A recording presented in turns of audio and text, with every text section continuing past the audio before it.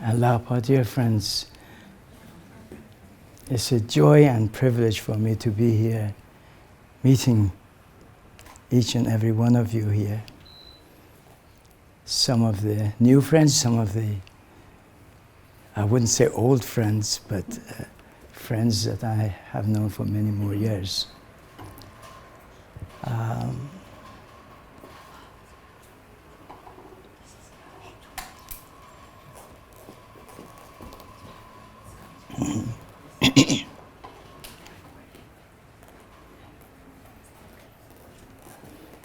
I really appreciate that on such a warm day, you agreed to come and be here instead of enjoying yourself in the fresh air outside. It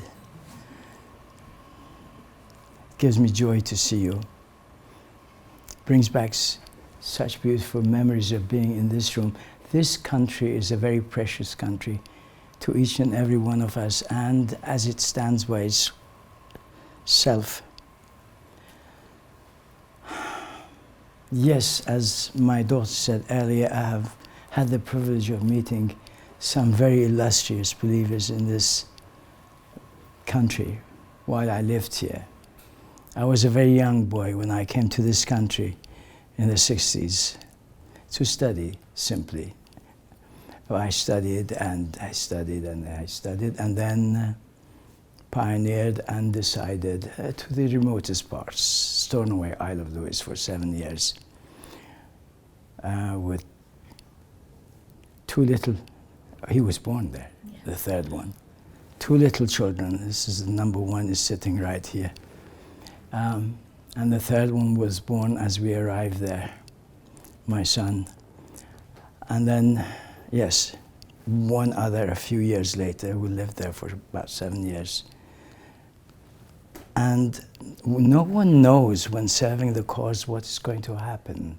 The hand of destiny, as is shaped by the manifestation of God for our day and age, the blessed beauty of Baha'u'llah, that is the one that shapes everything, the future and our future.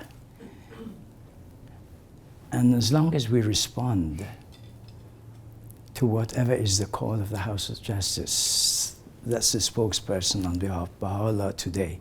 Can you hear me? Oh, that's a miracle. Very good. Because sometimes I can't hear myself, but what can I do? Very good.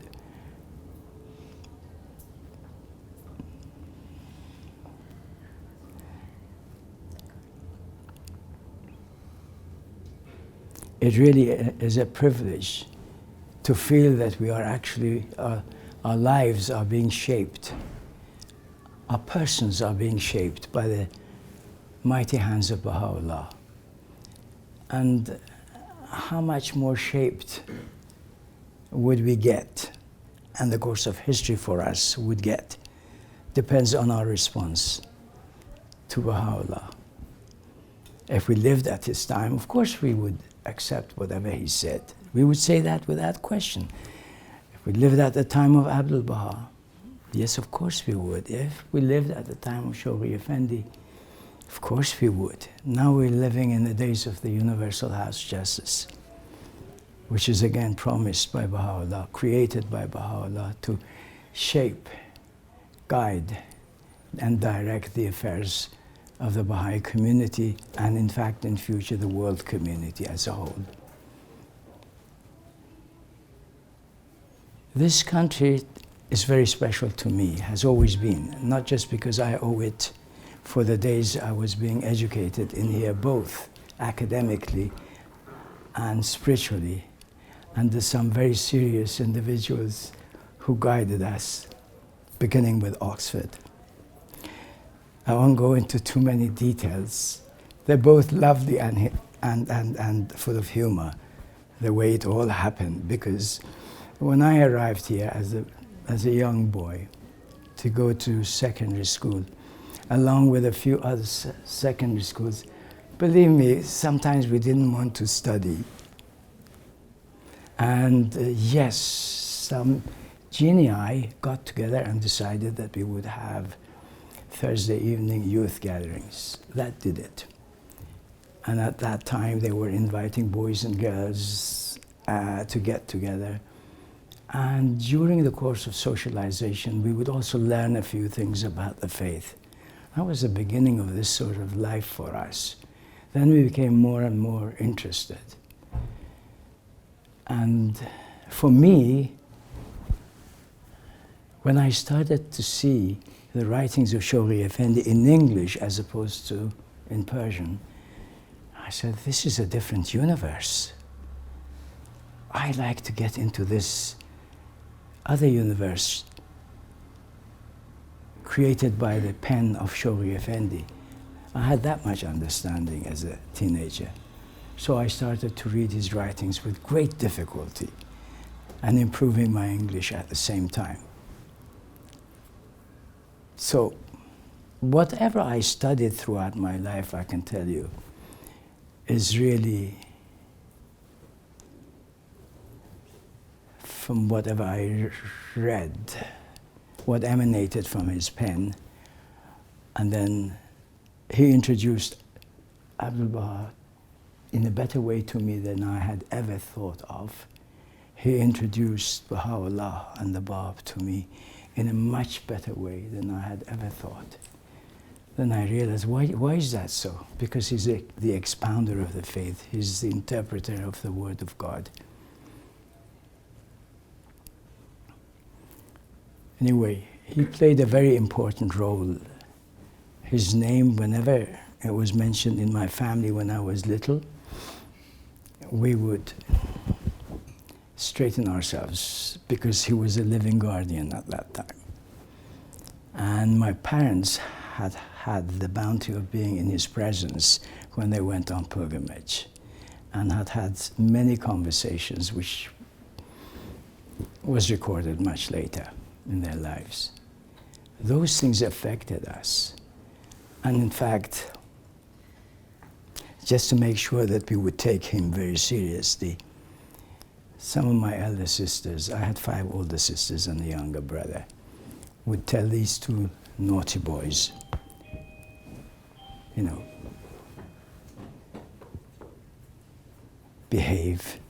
Shoghi Effendi may be directing his attention to this area, and you don't want him to see something that is not good and proper. We didn't know whether to believe that or not, but we wouldn't take a chance. So we tried to behave as our sisters mentioned. So life was being really changed by the mention of his name for us in our family and so on. And then when I came to the West, I really wanted to learn more by reading his English writings as opposed to just Persian writings. And there was no end to that appetite which was developing in me about reading his writings. And I think this is one thing that has to become the yearning of every believer in the world, to read the writings far beyond just a simple verse in the morning and a simple verse in the evening, like Baha'u'llah says, recite the words of God at dawn and at eventide, morning and evening. It has to be more and more. Then we really get in there. Sometimes I feel, no, I'm going down. If I mention that to any of my friends, they say, oh, Enayat, what are you saying? You've done this, that, and the other. If you say this, what would I be saying? And I say, well, none of that counts. It's all in the past. What counts is what's in front of us. That was another Enayat in the past. And my daughter mentioned I served on the National Assembly here when I didn't deserve, and I was his secretary at one of the most critical times. Yes, there's no denying of that. I became secretary, and immediately, before I could figure out why on earth why on earth I should be elected secretary. So many other people there. Nobody knew that. Some people questioned it, and they told me that.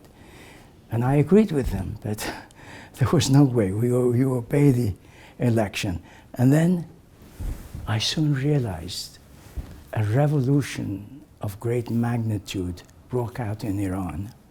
And I happened to be absolutely bilingual, Persian and English. So maybe, and I didn't realize it then, but years later I realized maybe that was a wisdom, that Baha'u'llah took someone without any Persian Taraf. I was too young when I left Iran, so I left Taraf in Iran.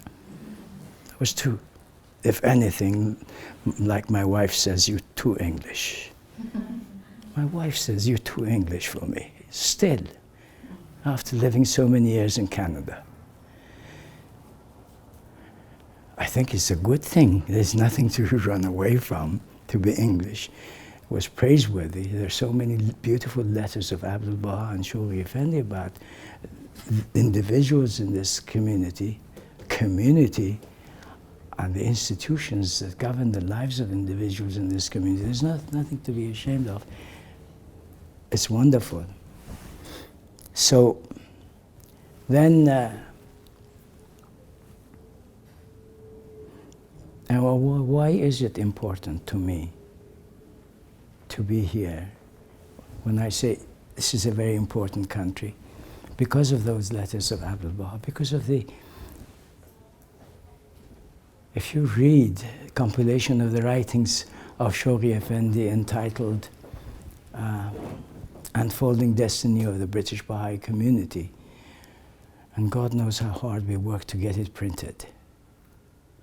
No money, and it was sitting in there, letter after letter after letter, year after year after year after his passing, 1957. And we were becoming very embarrassed. We only had a thin, foolscap size compilation of his writings, and we said, until, which was hurriedly produced, until a more comprehensive volume would be available. And it went on until those days when I was here. And then we said, okay, now let's make a determined effort and produce it. And okay, there's a very nice story about that, and I really like to tell you. I haven't planned anything, so I hope you're not hoping for something great to be said here. You'd be very disappointed. And I remember I was pushing as a National Assembly member as far as I could go to see that this more comprehensive volume of the writings of Shoghi Effendi is published. And there was always something wrong. Oh, there are some typographic errors that have to be corrected. Come on, let's print it and then we correct the next volume. The main thing is to get it out. And, you know, the House of Justice wants to see it sooner, and Ruhi Khanum too. So anyway, I had the prints in my hand. I had 2 volumes of the prints. And not in the form that you know. And I had the dummy, that's what you call it, blank pages in the volume that you see. I had that. To go to dinner, I had been invited by Ruhi Khanum here in London. She would do that. She could be quite ordinary. And pick up the phone. Hello, Enayat. We're going to get together for dinner, just a few of us, on Thursday. Would you come? So there we went. I said, what can I do? She was wonderful. She was inspiring. She was the wife of the Guardian. She was like a museum of all that you wanted to know about Shoghi Effendi. Devoted to him right from the time she was a child until he passed away, and you know the history of what he did since then. During particularly during interregnum. That's the time after the passing of Shoghi Effendi, November 57, and the formation of the first Universal House of Justice. That's interregnum in Latin, between the two sovereigns, in other words, which was a very bad period of time. And I remember how depressed I was, like I had lost my father. Can anyone say that? Shoghi Effendi was not my father. He was like everyone's father. I felt orphaned inside myself, and I never felt happy until at the First World Congress, 1963, at Royal Albert Hall. Members of the first Universal House of Justice were introduced, and I was a young kid then. And when they were introduced, the place was electrified. Ramin, were you there? Unfortunately not, but my father was there. Your dad was there, I know. I had conversations with him. I'm from an earlier generation than Ramin. What would you say, Fafa? Her dad was there. And your dad was there too, the loveliest. Yeah. Definitely. Maybe at the World Congress. Yes. Talking about the World Congress. World Congress, 1963. Oh, 63, yes, of course, I was here, yes. But I thought you were referring to the election of the House of Justice. No. No, you're quite right to get it that way. I'll correct that impression. No, the House of Justice was elected in Haifa as the Guardian had planned, the 10-year crusade, which was 1953 to 1963, the 10-year plan. At that time, beginning of that plan, we had 12 national assemblies in the world, and he planned to have, the goal was to have 54 national assemblies, and he passed away halfway through in 1957, and the hands of the cause rallied everyone around the goal set by the beloved Guardian, and people went forward and established assemblies in 56, two more national communities, and these national assemblies got together in Haifa, Israel, and elected for the first time ever the members of the Universal House of Justice in 1963. And Michael, your own beloved father, one of them. He was the youngest. I knew the ages. I was curious enough as a young man to know, and I was so happy that two were from our community. One was David Hoffman, who was almost from round the corner from where I was living in Oxford, and Mr. Semple from the other part, originally of Scotland, and so on. To be amongst them, what a joy to see them. And every other member, of course, we cherished all of them, but two were more or less homemade. They were elected in Haifa, but they never had a meeting in Haifa during that time. They all rushed to get on a plane to come to what they had planned before being elected on the House of Justice or electing the House of Justice, which was the World Congress, First World Congress at Royal Albert Hall here in London during the Rawhani period. So they all rushed here, and for the first time ever, the members of the House of Justice were introduced to over 5,000 believers that were there. You have no idea what happened to everyone. Everyone stood up, and I expressed the feeling that I had like a boy that had been orphaned since the Guardian had passed away, feeling that he was the father of all of us. And now, as the House of Justice elected, I felt like I now have regained my true father. And everyone, tears were flowing beyond my ability to express.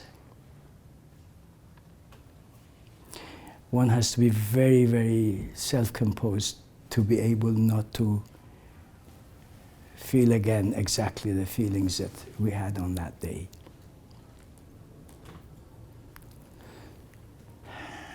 You've heard this story many times, but you want me to fit it in somehow.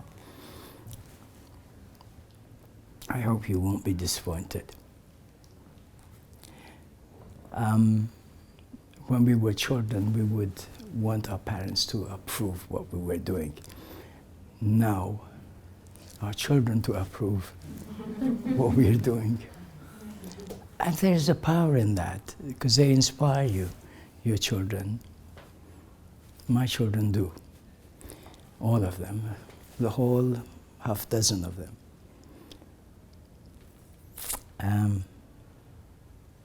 Allah be praised.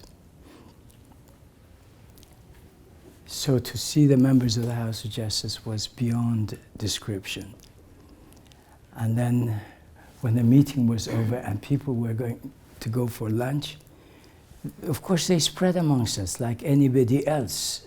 And I remember hugging us and so on. Hands of the cause were present, all of them, the whole body of the hands. There was a moment in history at that time when the hands of the cause of God, the 27 of them, who were looking after the cause of God after the passing of Shoghi Effendi, during that most critical period of time, interregnum, between the passing of the Guardian and the formation of the House of Justice, without any, as they felt, authority. They were guiding the community. The only authority they had was what Baha'u'llah says in paragraph 42 of the Kitab al-Aqdas, in which ostensibly he's talking about the endowments that are dedicated to charity and the funds that, the flow of funds. That's what he's talking about ostensibly. He says they flow to the manifestation of God while he is there. After that too, he says the ahsans, meaning the successors. Not every member of the Holy Family, the successors. And then after that, the Universal House of Justice, if it is formed by then. Otherwise, he says in the Aqdas, meaning if it's not formed, then it goes. Everything flows to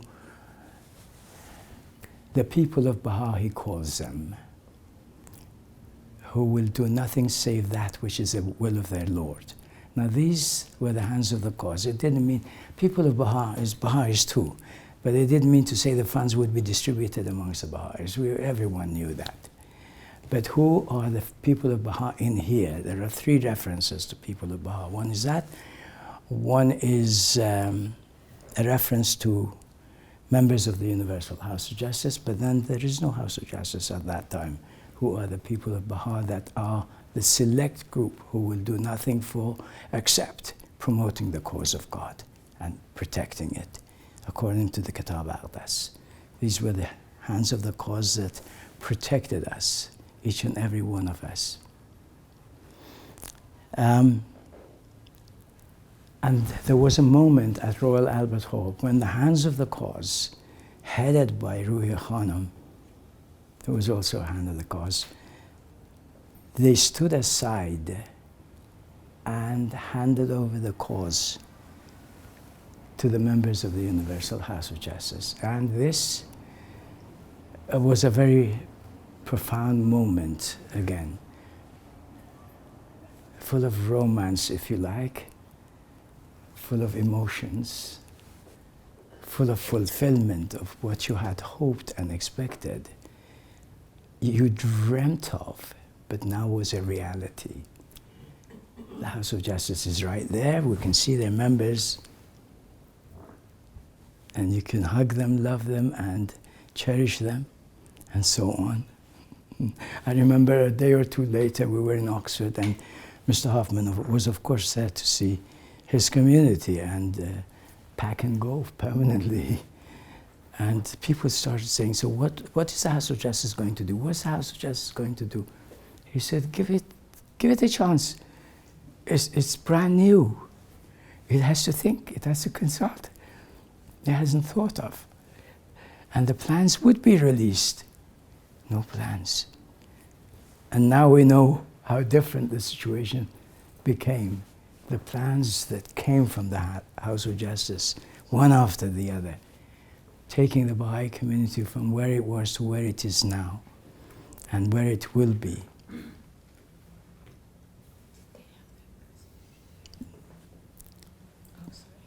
Did they have their first meeting here? House of Justice? Indeed. See, next generation is always good. So the House of Justice did not meet in Haifa when it was elected. They all rushed here. But then they came. I don't want you to tremble or anything. They wrote the first message upstairs. And they came and presented it. Mr. Hoffman read it out. So moving. You cannot imagine. The House of Justice's first message was written up there. Who was occupying here the Parveen room, which is a larger room? Hands of the Cause were having their meetings here. During the period that we were in conference there, for all those days, more than 5,000 believers. So the first message of the House of Justice was inspired, and we know what the House of Justice is, you know. According to the Will and Testament of Abdul Baha, it is under the protection of the ancient beauty, Baha'u'llah, and inspired by the most exalted Lord, the Bab. We take those things seriously. So every message that comes from the House of Justice, we have to see it in that way. Protected and inspired by the twin manifestations of God for this day and age. We've got it good, really. Everything is good in that sense. Now here's another thing I wanted to say about this place. Did I do that all right? Now, another beautiful thing that happened other than that message being written there, the National Assembly's Council Chamber is there, and it is, I believe, the Council Chamber of a National Assembly is a sacred place where guidance to the national community flows from.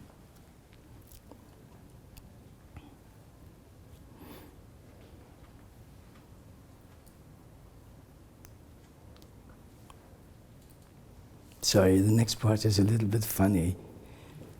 When I really think of myself and I say, so how on earth could you occupy a room next to the Council Chamber of the National Assembly when you were the Secretary and to start telling people this is the inspiration from the National Assembly? It doesn't matter who is in there. If I were to think of myself as someone who was not worthy, like I thought so, then I wouldn't be able to do anything properly. I had to know that I was being chosen at that time to be writing those letters. In fact, if you want to know, somebody came to my office and said, how come that you are here? And you don't want to hear the rest of the things he said to me. And I agreed with him only on one issue. And that was that I was not worthy. But what choice did I have? What recourse would we have? When elected, we're told we have to serve to the best of our ability, then maybe divine confirmations will come. He became a great friend afterwards because he didn't see any reaction. And he had the chance to say whatever would make his heart very happy.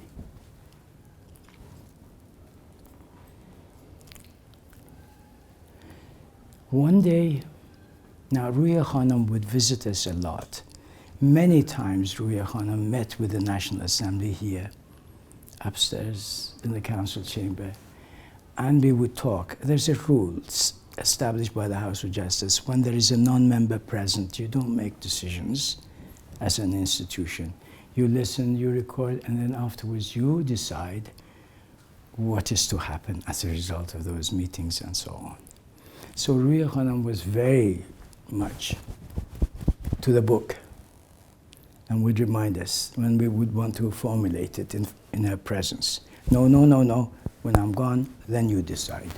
We're just talking now, she would say. And being a young boy, I would smile. Yes, we are, Ruya Khanam.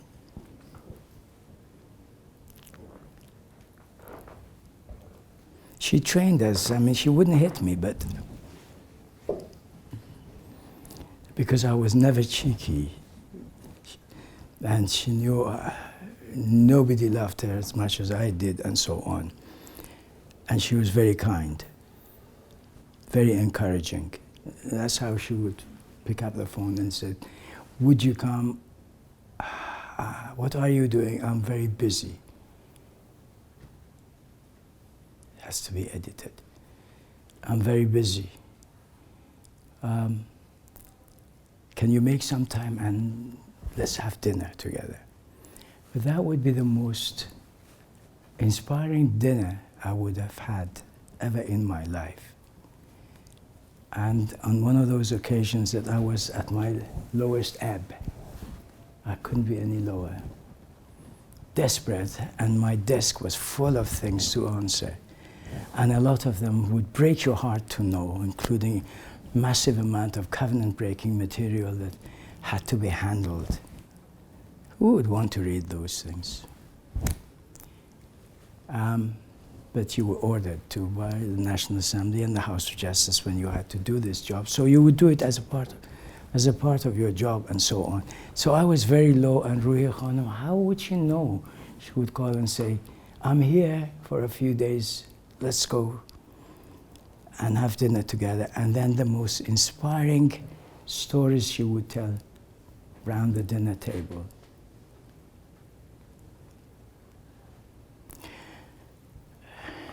And very inspiring to the National Assembly also, every member and the body as a whole, without any pretensions. And we knew she was the wife of the guardian, hand of the cause, and she would go in the days that Abdul Baha was in their home and try to sleep on his breast, open his eyes and, "Wake up, Abdul Baha, wake up, Abdul Baha," when she was only 2. That close. And we know that Abdul Baha gave her that name, Ruhiya, as opposed to Mary Maxwell, which she always used. But she was very down to earth at the same time. I met her on a level you would not believe.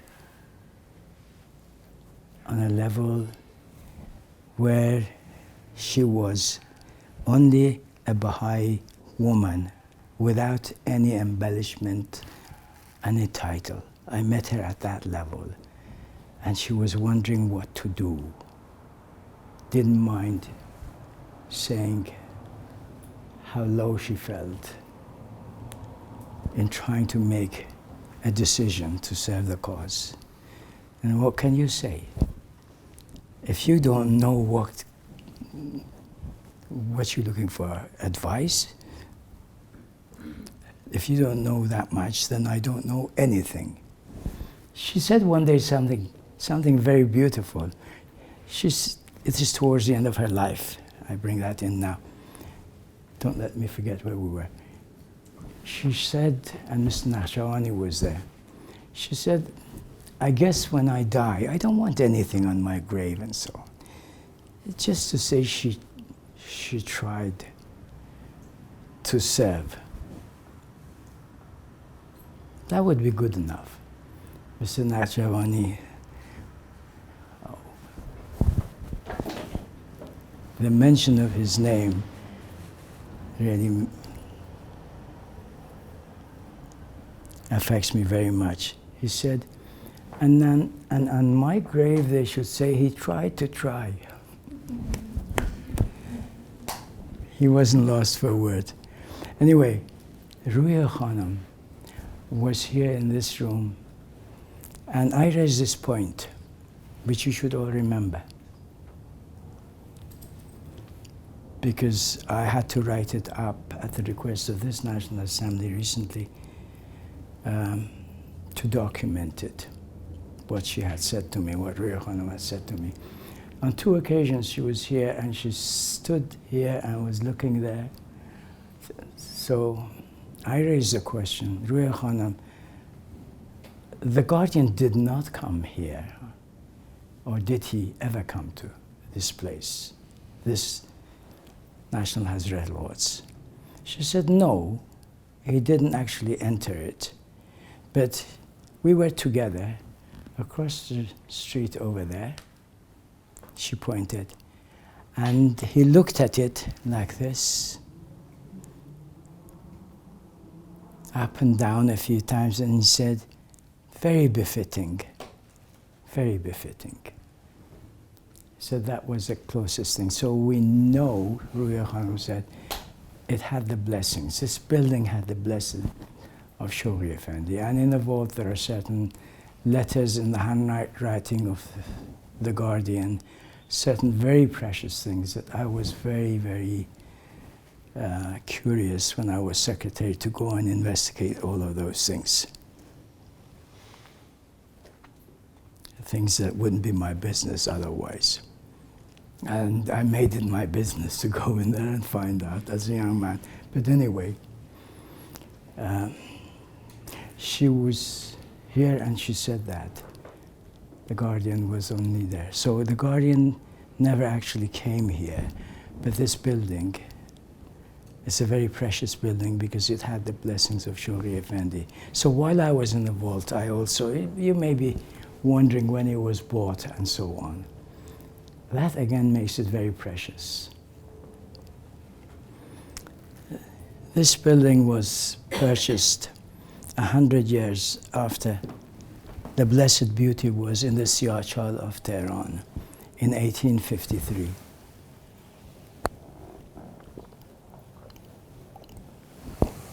Excuse me. In other words, in 1953, it was purchased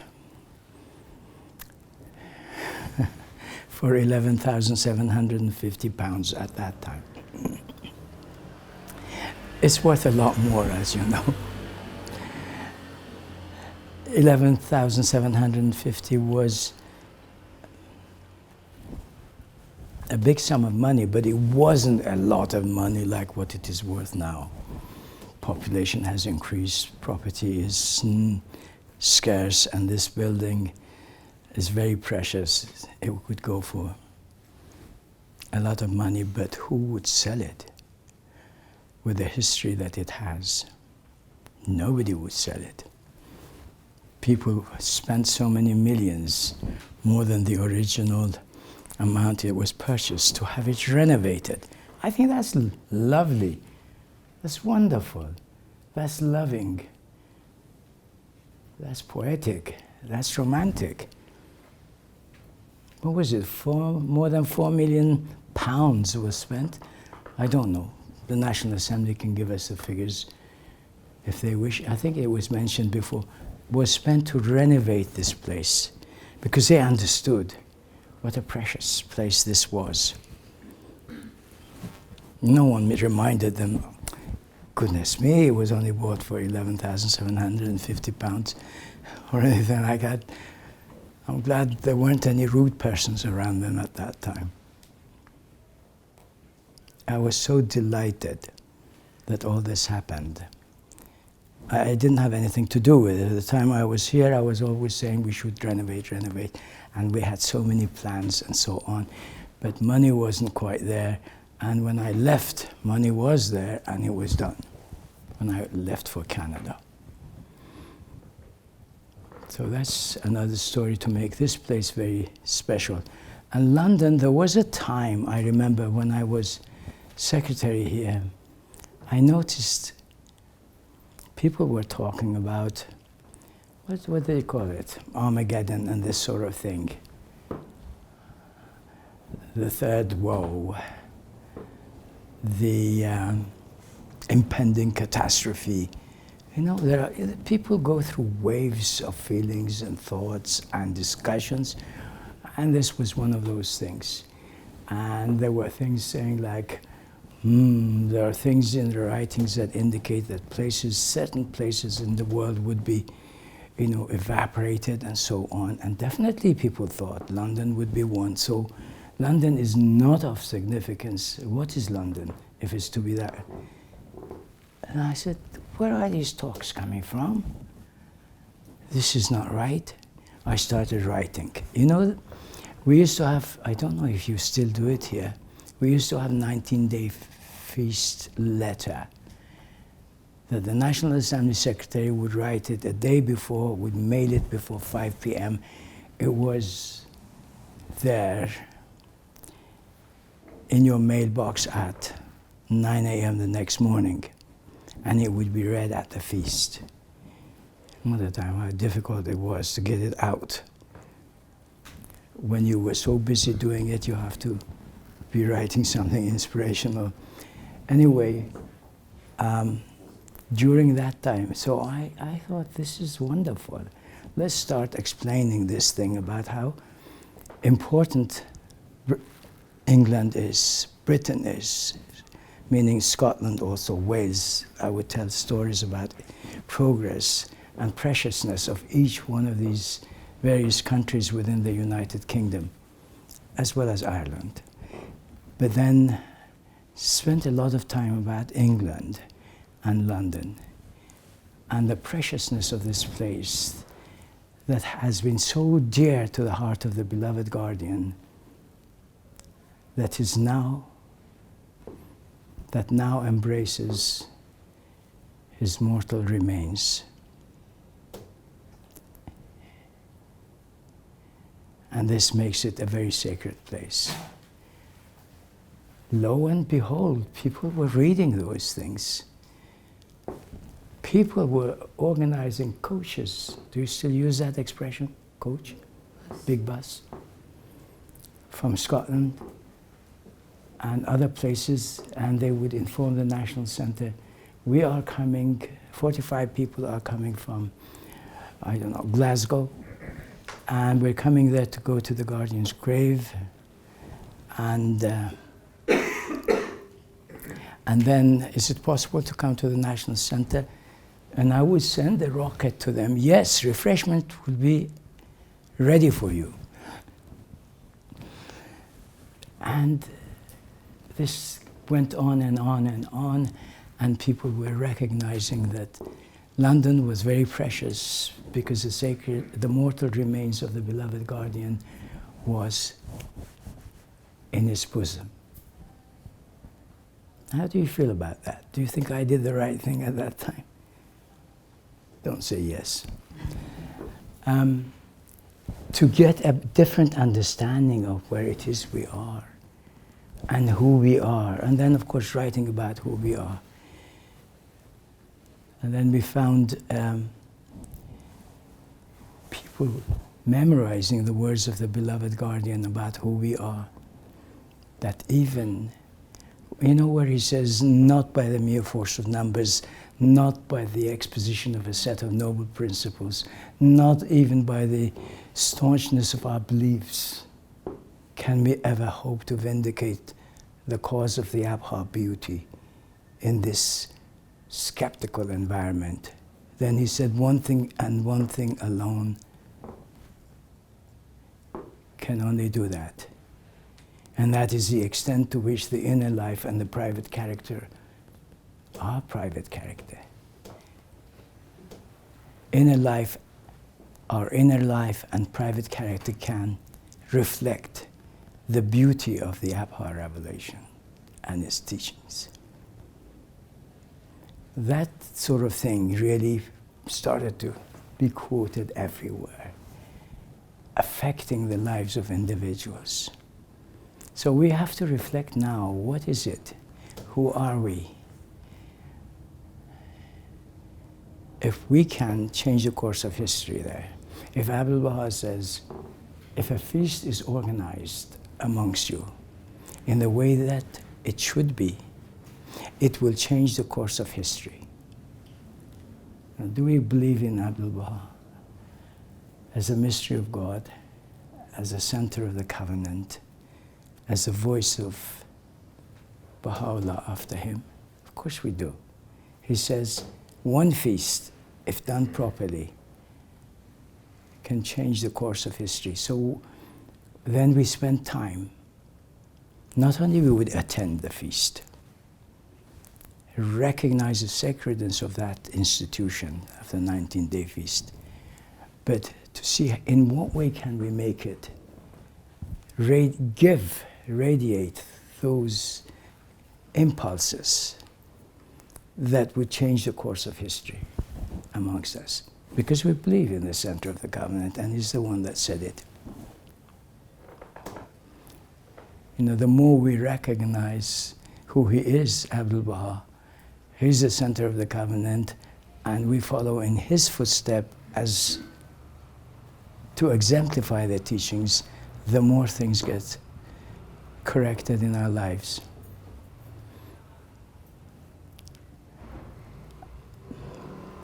What did I leave behind?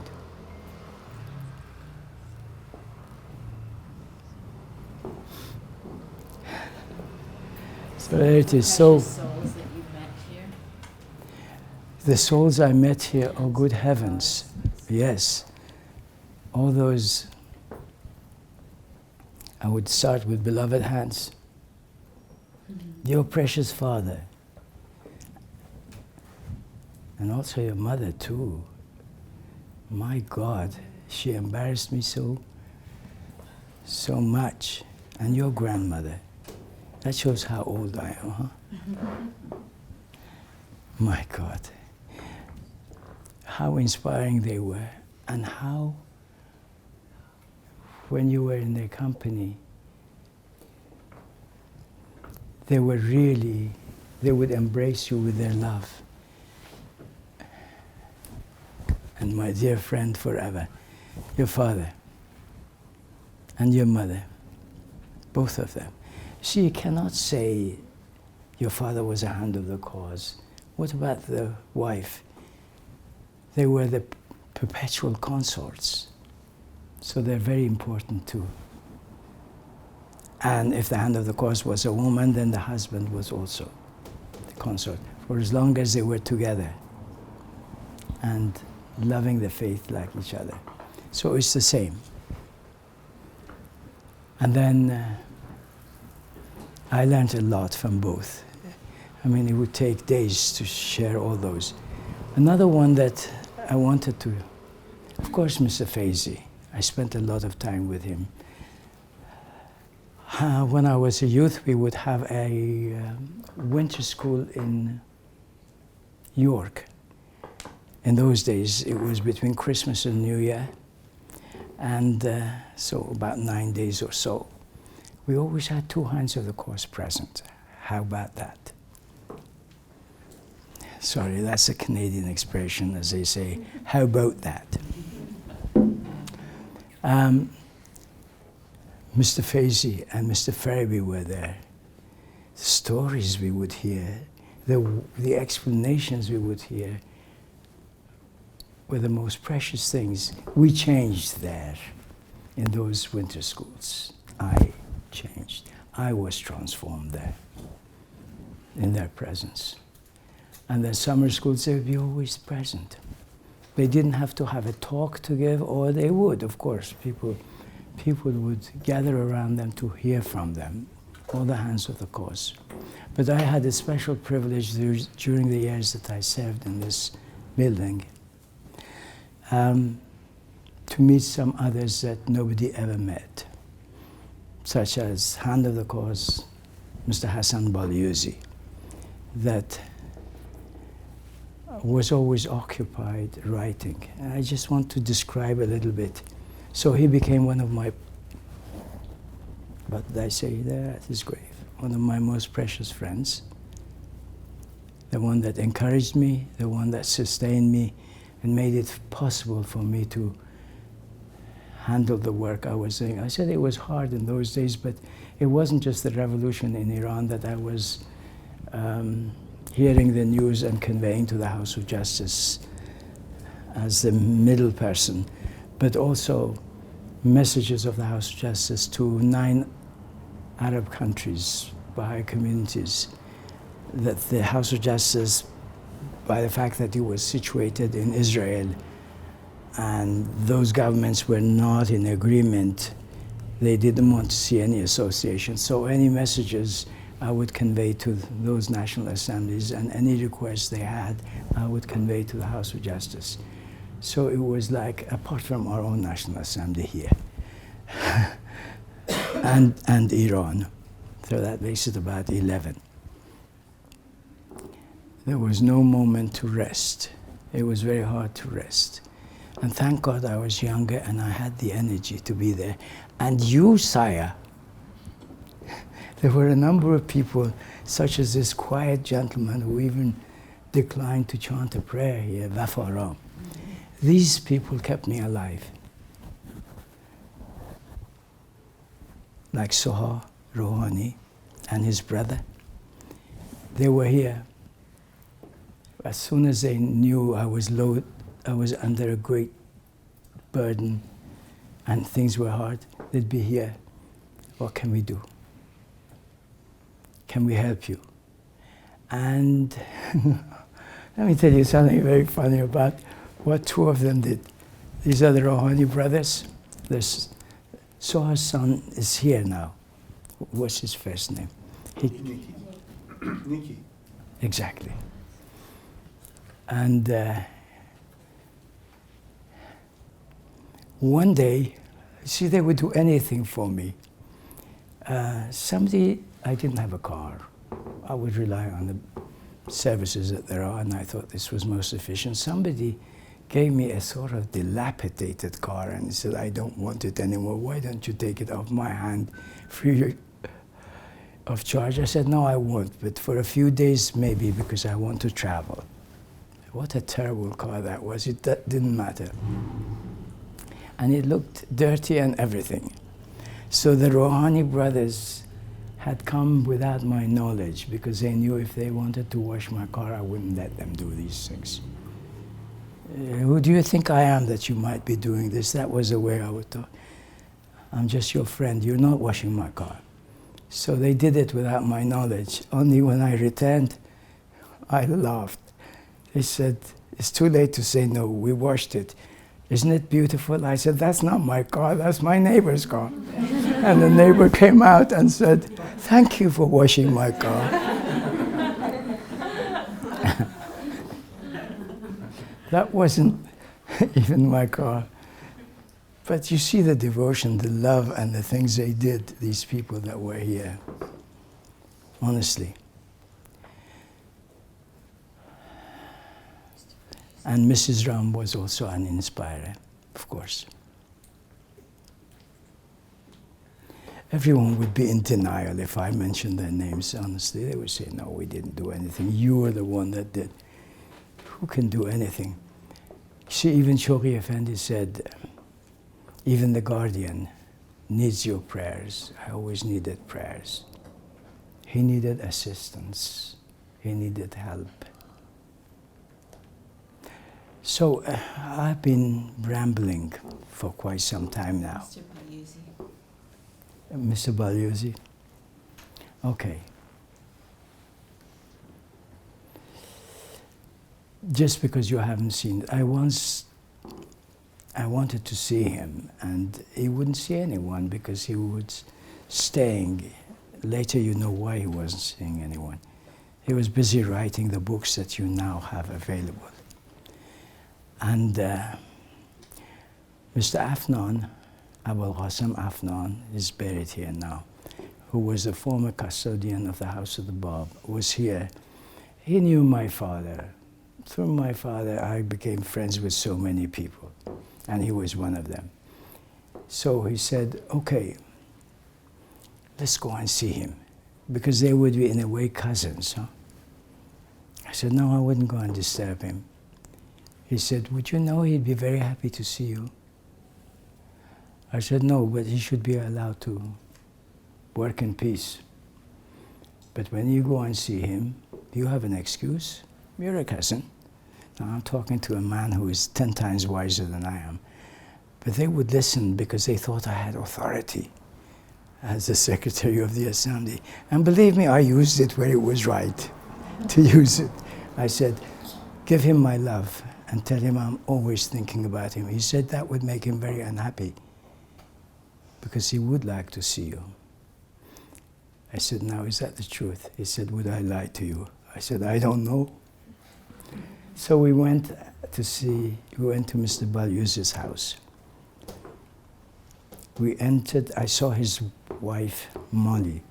Now Molly is also buried with Mr. Balyuzi. It was a part of their decision in their wills. That's why they're there. Molly is Lady Hornell's daughter, Catherine Hornell, who is also buried near the Guardian. Was one of the early believers, lovers of Abdul Baha. So she was from that background and met and they married, Mr. and Mrs. Balyuzi. So I went to the house, Molly was there, and said, are you looking for Hassan? He's upstairs. Like any wife would say, meaning busy, he's upstairs. And I went there with Miss Afnan to his room upstairs, and we couldn't find him in his room, but he was there. You cannot believe what I'm saying, but this is true. Why was he there and we couldn't find him? Was he under the desk? No. The room, imagine, it was smaller than this.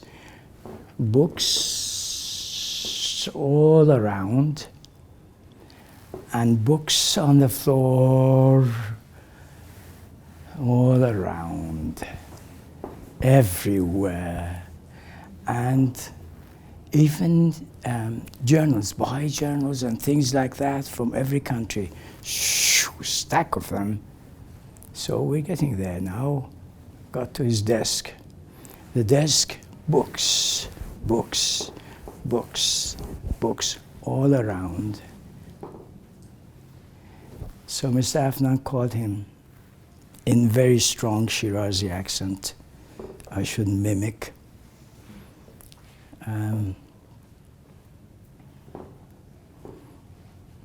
Being recorded is bad to mimic someone who's not here. And called him, and when he would speak like that, Mr. Balyuzi would normally look at me and would go quiet because he was really a gentleman beyond measure. And anyway, when he called him, suddenly he raised his head from in between these books. I'm here, are you looking for me? And looked like a naughty boy, if you can imagine. And he came out and with a love I could not believe and devotion. He knew who I was exactly. And he showered his love on me, on both of us. And then he said, look, I'm writing special stories in this book called, I'm calling it Baha'u'llah, the King of Glory. It wasn't written yet. And also this other volume of it about prominent Baha'is in his days. He told stories about those prominent Baha'is, incredible stories.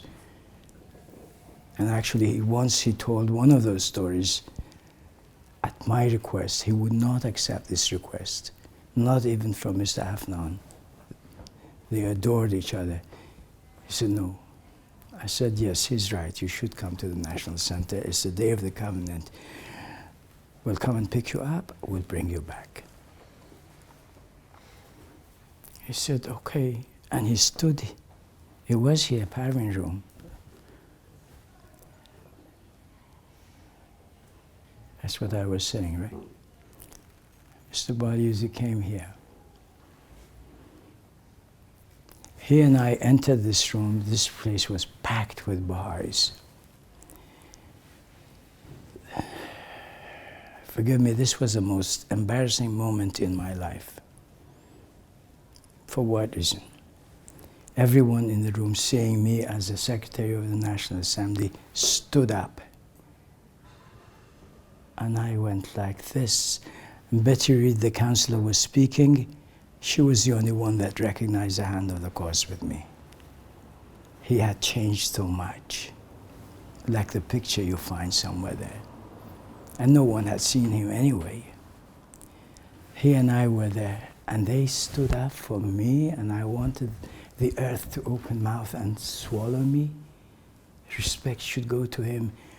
So I spoke at a louder voice than I have. Beloved friends, I said, we are privileged to be in the presence of the beloved hand of the cause of God, Mr. Hassan Bahá'í. And then you should have seen their faces. They're all here in my head. They were falling apart, people. This is hand of the cause. And I said, please come here. And he came here, and then Councillor Betty Reed, of course, sort of respecting and bowed and went away, and he stood here. He had a stick in his hand. And he thanked them. He wanted to sit down. I said, no. He said, what? I said, this is a very rare occasion, Day of the Covenant. We have the privilege of being in your presence. Please do not deprive us. It was quite a conversation with him. He smiled like, in my presence. So he came here. I said, please speak. He stood here with his stick. I never forget. He said, friends, I'm out of practice. They loved him from the first moment. And then he told this story about Mullah Muhammad Raza Muhammad Abadi that he was writing about. You would see the write-up in his book about some of the prominent Baha'is in the days of Baha'u'llah. He called him the saint that was a gourmet. And because he loved good food. And when he was in jail, apparently, he once sent some people, he said, go to this place. They make a very nice rice with almond in it. And these vegetables, special vegetables, and raisins. Bring a plate of that for me. The saint that was my gourmet, he called him. What a beautiful thing, very beautifully described. Mr. Bahá'í, his Persian and English were beyond description. They were both perfect. We spoke in either, I think mainly in English, but he was happy to respond when his cousin was there, Mr. Afnan, and speak in Persian. But he would not do it in typical Shirazi accent. He had a proper gentleman's, sorry, what am I saying? Any Shirazis here? Maybe my parents and ancestors only. No, he spoke. And his English was perfect, and his Persian was perfect. And every word conveyed the meaning. Was so well chosen. He was a rare species. But forever, he remained like a brother. And I met him, and I said, okay, I'm here only for one thing. To remove any problem that there is, anything you want. And he was saying he needed help. I said, myself? He said, you? I should help you, he would say. I said, no, we should help you. So tell me what it is, and it will be there. And then, because I would speak, sorry, if I spoke to him with that authority, he would accept it. These people, including Ruhiya Khanum, respected the National Assembly and its secretary.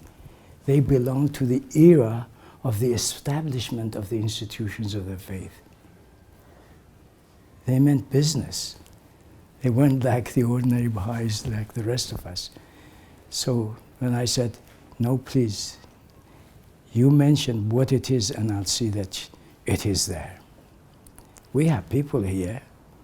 I'd rather they served you, the secretaries, than me. He would smile. So he mentioned, and I made sure there were people that would go there and were bilingual, perfect Persian, perfect English to assist recording certain things. And amongst them is one of my most precious friends, Dr. Mujan Momen. What a gem he was. And towards the end of his life, he was a young boy, Mujan, and then we were sort of same sort of era, working together, studying, serving. And towards the end of his life, Mr. Balyuzi said to me, make sure everyone appreciates Mujan, because he's very humble. I said, I know that. He said, but he is a great scholar.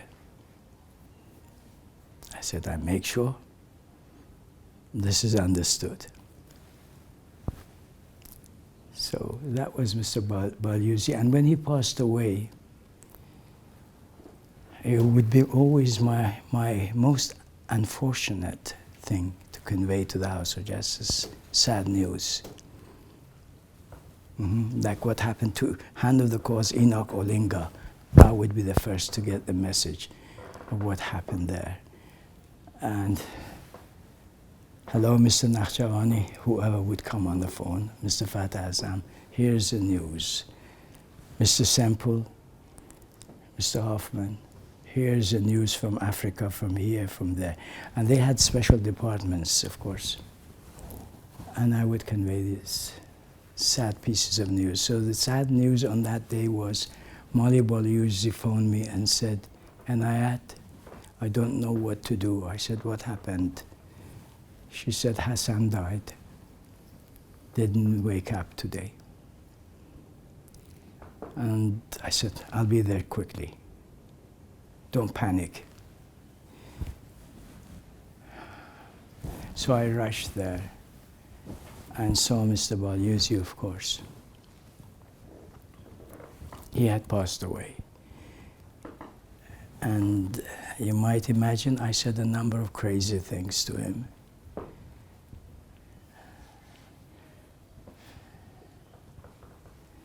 Such as, no, you don't have that right. You can't leave me now.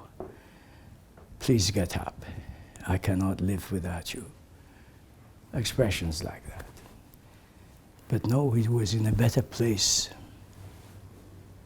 And I had no ability to effect any change. Am I speaking your language? Yes?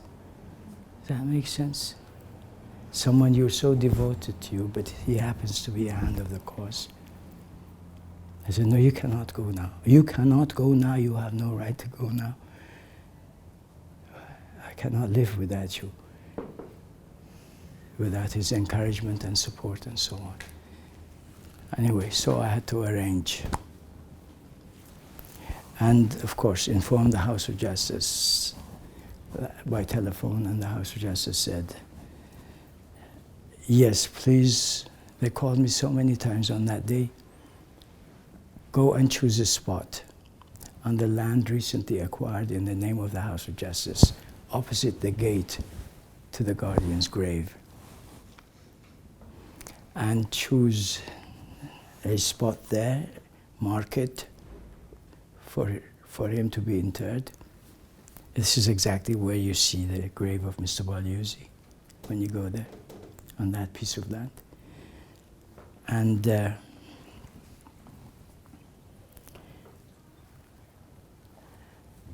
make all the arrangements.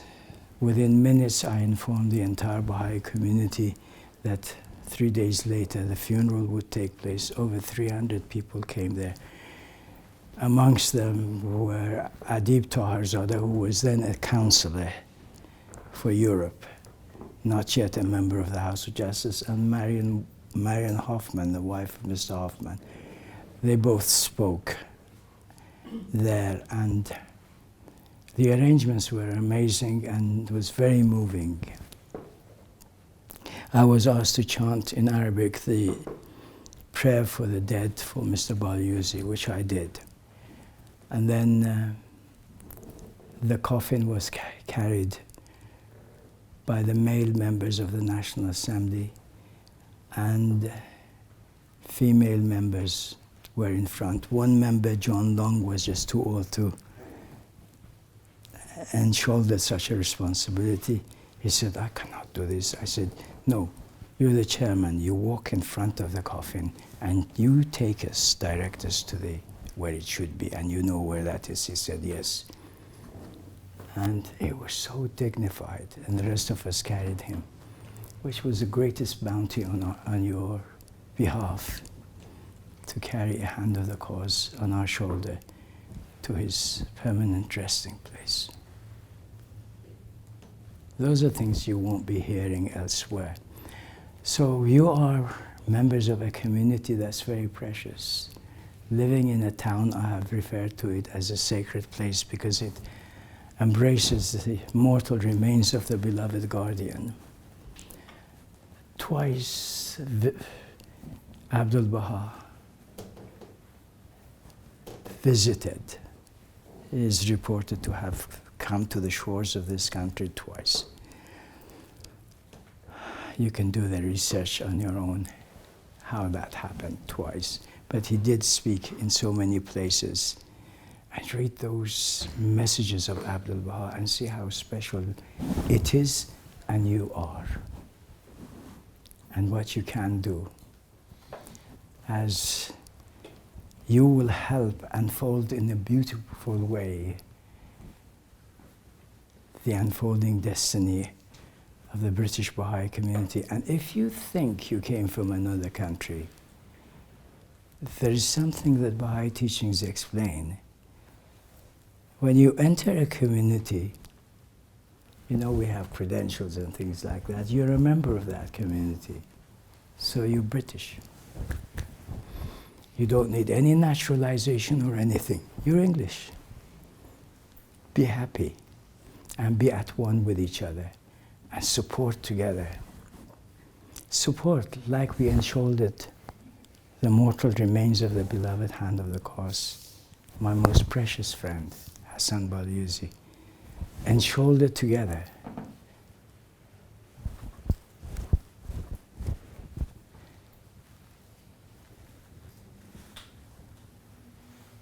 That box that contains the heritage that is yours and everyone else's in this country. I'll let you rest after this if you're not already asleep. So leave it there. I probably went overboard. But that's not unusual. Mr. Rawhani, you mentioned about the meeting of the House of Justice upstairs in the Council Chamber of the National Assembly. I believe at the same time, the hands of the cause were meeting in this room. They were in this room, in Parvin room, because they were larger in numbers. Yeah, and they wrote a letter, a message to the House of Justice. And I believe two members, one from the East and one from the West, took that letter upstairs. Do you remember who they were? Do you know which members they were? The two hands that came forward and more or less headed along with the others what I refer to handing over the cause to the House of Justice. Who were those two? I could get confused.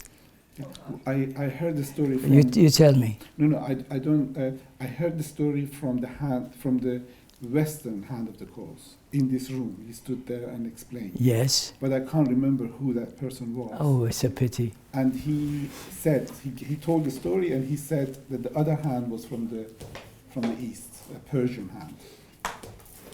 And I can't find any Yes. reference anywhere. Well, I mean, the only thing is, now we forget Persian and non-Persian.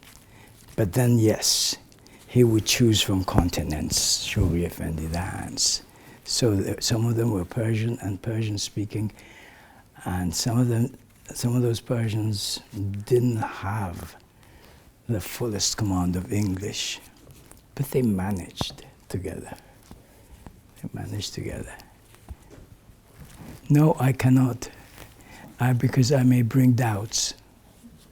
I was there.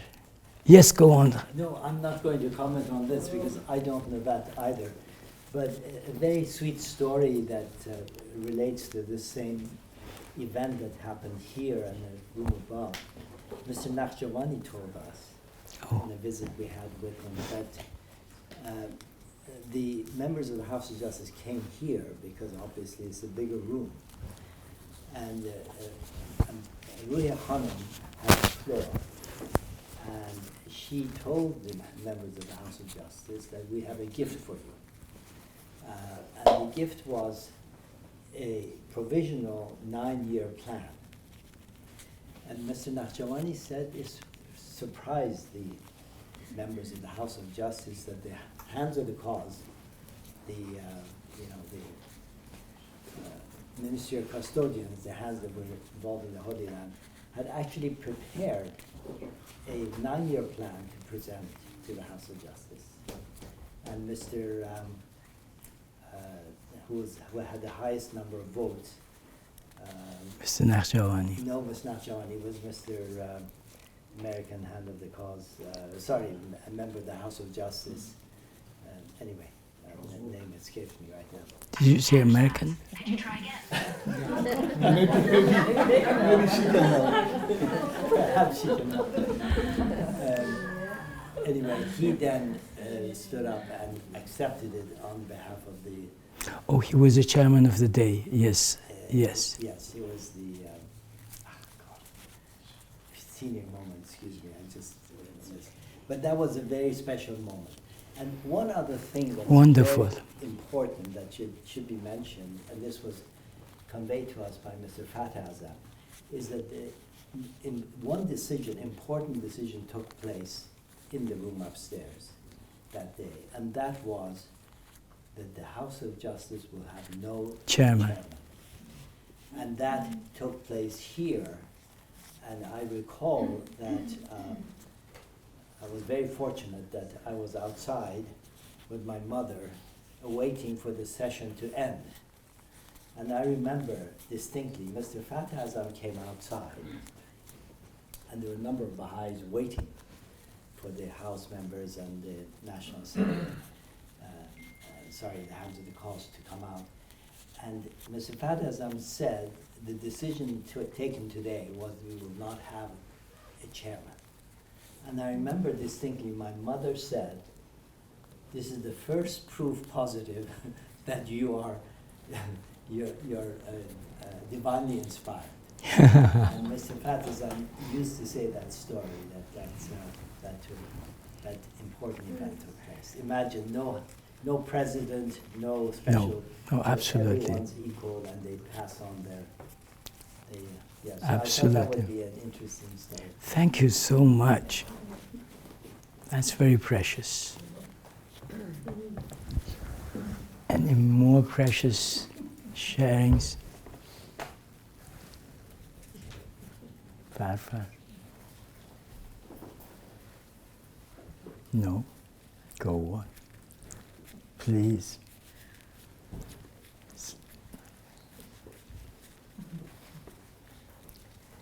Forgive me if I refer to them informally. We've been great friends and we were even neighbors.